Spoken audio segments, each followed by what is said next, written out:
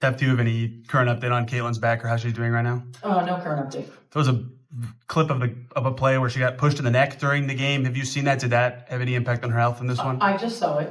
I'm not sure if it had any impact on her health or not. But it was egregious. The fact that it was a no call. I heard about it at halftime.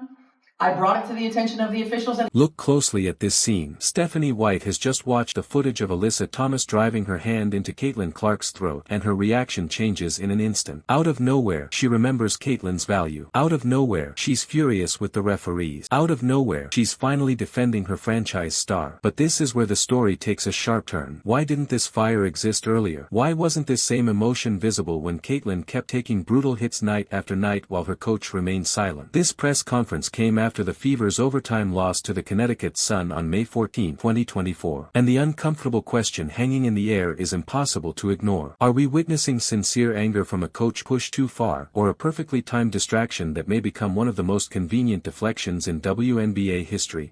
We still had 11 fouls in the fourth quarter to their 2. They still shot 24 free throws in the second half. All right, now it sounds like you're trying to blame the free throws for you losing. No, why don't you explain why you pulled Caitlin Clark out at the end of the first when she was cooking? The girl had 13. She had it rolling. Why did you take her out? Why don't you explain why you pulled Caitlin Clark at the end of the second when the girl was cooking? Caitlin Clark had it rolling, and you kept pulling her out. But Kelsey Mitchell was able to play 19 out of the 20 minutes in the first half. Why did you keep subbing Caitlin Clark out? Maybe that played a part into... There it is. 11 fourth-quarter fouls called on Indiana compared to only 2 against Connecticut. The Sun marched to the line for 24 free throws in the second half, and Stephanie White is directing every ounce of blame at the officials. But here's the part she isn't bringing up. By the end of the opening quarter, Caitlin Clark already had 13 points. She was on fire. Connecticut couldn't slow her down. Then, with just 2 minutes remaining in the quarter, White sent her to the bench. Clark returned in the second period, started finding her rhythm again, and before halftime arrived, White pulled her once more. At the same time, Kelsey Mitchell stayed on the floor for 19 of the first 20 minutes. So, when White claims the officiating stole the game from them, she's leaving out a painful detail. Her own substitutions shattered the momentum and took the Fever out of attack mode right when Connecticut was hanging by a thread. I brought it to the attention of the officials at halftime, yet we still had 11 fouls in the fourth quarter to their 2. They still shot 24 free throws. You're going to talk about that, the free throws. Okay, you gave up nearly 60% shooting on defense. You're supposed to be a defensive coach. You're trying to use Caitlin Clark's situation to cover up for that. You're trying to use Caitlin Clark's situation to cover up for that. You chose to run 5-6 straight plays for Kelsey Mitchell when Caitlin Clark is cooking. You trying to cover up for that. Come on now, come on. She's pointing directly at the foul count and the massive free throw gap. And to be fair, she isn't completely off base about the officiating. That shove to Caitlin Clark's throat was shocking. It deserved another look. It deserved a whistle. But this is where the story takes a turn. The Fever allowed Connecticut to shoot nearly 60% from the field in that game. 60%. That's a defensive collapse. Stephanie White's entire identity has been built around defense. Indiana brought her back for one reason above all else: to repair a struggling defense and make this team tougher. Yet when the pressure reached its peak, everything unraveled. The Sun attacked possession after possession and scored almost whenever they wanted in the fourth quarter and overtime. That isn't a problem the officials created. That isn't because of one missed call or one unreviewed play. That's the result of a system breaking down when it mattered most. That's on preparation, coaching decisions, and execution. Yeah. Number one, you got to call it. It's absolutely egregious and utterly disrespectful. I agree. Now, what she's about to say about Caitlin Clark, I agree with. I just feel like she's trying to use Caitlin Clark to cover up for her coaching mishaps as well. And then number two, you're coming in here aware of what happened 2 nights ago? And that shit still happens? Absolutely unacceptable. Absolutely unacceptable. And the reckless closeout that they actually reviewed, and the foot still comes down on top of the defender's foot that wasn't upgraded? Absolutely disrespectful. We have a generational talent and a WNBA superstar who had 2 cheap shots right there that weren't called.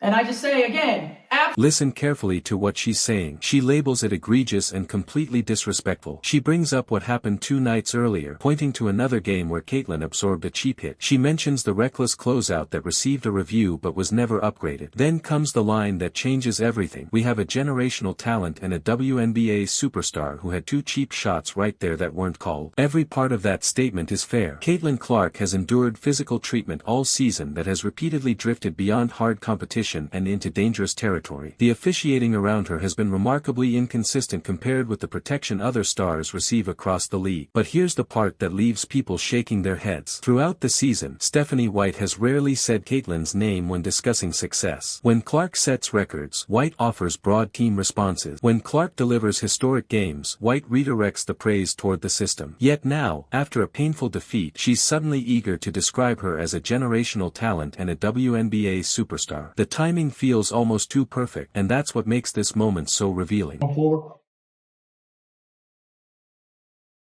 I mean, we spent all offseason looking at officiating. All offseason. And I still say the one thing that we keep asking for is consistency. She is not called the same way everybody else is called.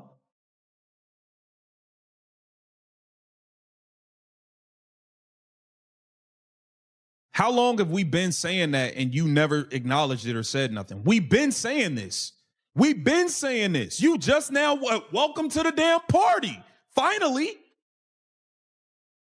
And there it is, the moment that changes everything. She is not officiated the way everyone else is officiated. Stephanie White is finally saying out loud what fans across the league have been shouting for months. Caitlin Clark gets crushed on drives and hears no whistle. She gets held and bumped away from the ball without a call. She absorbs contact that would send other superstars to the free throw line 10 times a night, yet the officials stay silent. White says she spent the entire offseason studying officiating and demanding consistency. Fine, but then why did it require a heartbreaking loss for her to voice this publicly? Why didn't she defend Caitlin after the first handful of games when this pattern became impossible to ignore? Why didn't she challenge the inconsistency back in November when it looked just as clear? That's the question hanging over this entire moment. The answer seems painfully simple. She needed something to point at after this defeat, and the way Caitlin Clark has been treated by officials suddenly became the perfect explanation and the perfect escape route. No, we were aware. We were supposed to use it. Yeah. Did you attempt to call it and the referees didn't call it, or what was it, miscommunication? What happened? I think it just didn't get called. It didn't get called. You know, that's something when we get the rebound, we secure the I think it just didn't call. No, your ass forgot to call timeout. That is a coaching mishap. This is what I'm saying. She tried to use Caitlin Clark as a cover-up. You ain't never stood up for Caitlin for real, for real. When Caitlin Clark accomplishes things, you don't even want to say her name. You forgot to call timeout on the last play when y'all got the rebound. You forgot. That is a coaching mishap. She's trying to use Caitlin Clark as a cover-up, y'all. I'm not buying it. Rebound, we call timeout. We got the rebound, and we're getting ready to call it.